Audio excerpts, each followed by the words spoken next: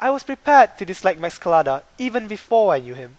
The passenger traffic in the ocean-going liners was heavy, and the accommodation was hard. My trip to Yokohama from San Francisco took 14 days, and I had to share the cabin with him. When I went on board, I found Mr. Clada's things below. I did not like the look of it. He was taking a lot of space. Out of frustration, I made my way to the smoking room.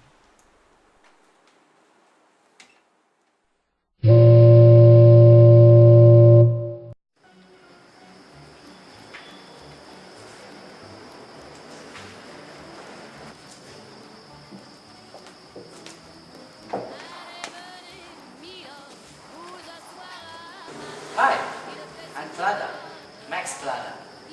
Oh, we're sharing the same cabin together, aren't we? Bit of luck, I call it. You never know who you're going to be put in with. You see, I was happy when I heard that you were English. I'm all for us English sticking together when we are abroad, if you know what I mean. English sticking together. Yeah.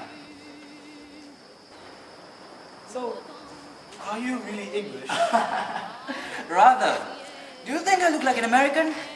I'm certainly British to the backbone, that's what I am. Okay. So, what will you have for the drinks? What do we have for drinks? Well, we have dry martini and soda, and we also have anything, you name it. I'll have a dry martini then. Okay, excuse me. Can you make us a dry martini, please?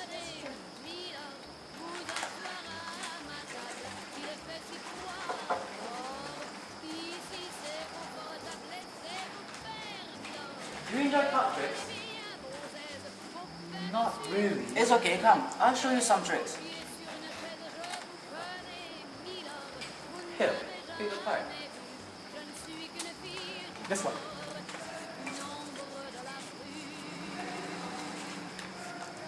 So I guess this is your card. Interesting.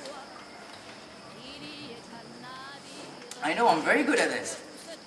Here, another one. Another one. Now you pick a card, and then you remember the card inside your head. Remember to not show me the card. Alright, if you say so. And then you put it inside here. I believe this is your cards. Ah, yes. That's very nice. That's very good, very good. Yeah. Nice drink, don't you think? Yeah.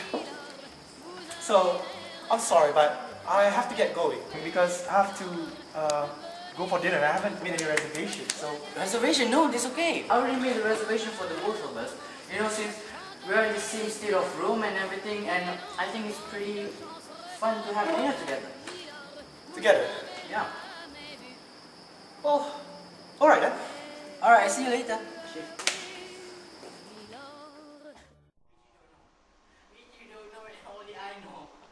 I did not like Mr. Clada at all. I eat, sleep, and play cards with him. It is impossible not to see him. He's a good mixer, and in 3 days, he already knew everyone on board. He did everything, literally, from conducting the auctions to arranging the fancy dress ball. We call him Mr. Know-All, even to his face. Unfortunately, he took it as a compliment. He knew everything better than everyone else. The possibility that he could be mistaken never occurred to him. We sat at the doctor's table. Mr. Clada, as usual, chatty as always. The doctor was lazy, and I was indifferent, except for a man, Mr. Ramsey. As bitter and dogmatic as Clada, he was in the American Consular Service and was stationed at Kobe. He was on his way back to resume his post, having been on a flying visit to New York to fetch his wife, who had been spending a year at home. And his wife, Mrs. Ramsey, pretty, pleasant, and had a sense of humor. You could not look at her without being struck by her modesty. It shone in her like a flower on a coat. One evening at dinner, They talked about the culture pearls which the cunning Japanese were making. As usual, Mr. Klada rushed the new topic. Yeah, pearls. I do know lots about pearls. Well, I should know what I'm talking about. I'm going to Japan for this Japanese pearl business.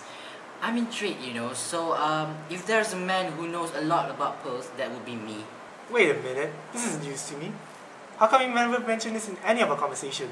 Well, that's because you never ask, and we'll never able to trace a culture pearl that an expert like me can't tell with my own eye. You take my word, Mrs. Ramsey. That chain you're wearing is not worth a cent less than it is now. That's a pretty interesting chain Mrs. Ramsey have, isn't it? I look at it once and I say to myself, gee, that pearls are real, alright.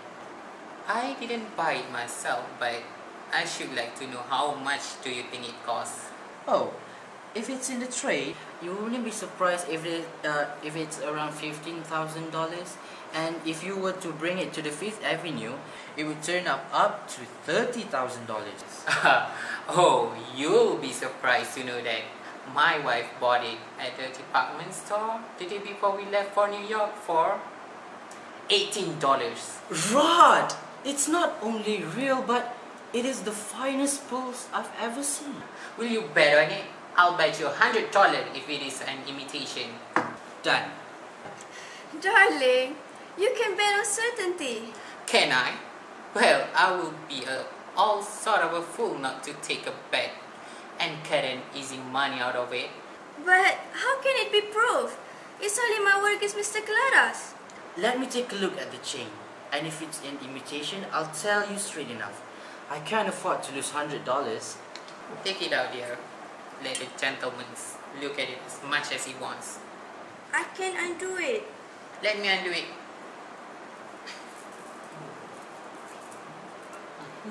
Interesting. Very interesting.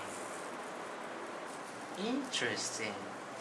Very interesting.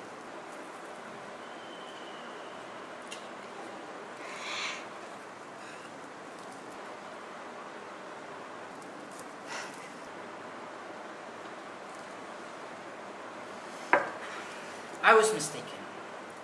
It's a very good imitation, and I think $18 would be as much as it's worth. Here you go. Perhaps that will teach you not to be so sure the next time, my young friend. The story spread over the ship. It was a fine joke that Mr. Know-all had been caught out. Next morning, I got up and began to shave, and Mr. Klada lay on his bed smoking a cigarette. As I was shaving, I heard a small knock on the door.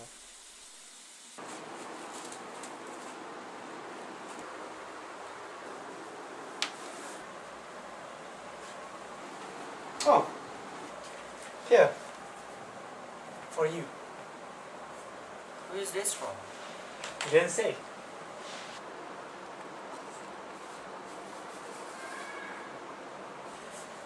Oh. Do you mind getting rid of this? Sure. No one likes to be treated like a perfect damn fool. Were the pearls real? You know, if I had a pretty little wife, I would not let her stay in New York for a year while I'm in Kobe. And that's when it hit me. I did not entirely dislike Mr. Klada.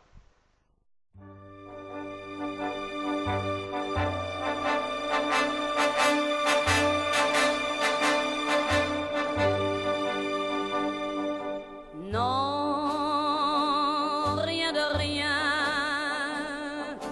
Non, je ne regrette rien. Ni le bien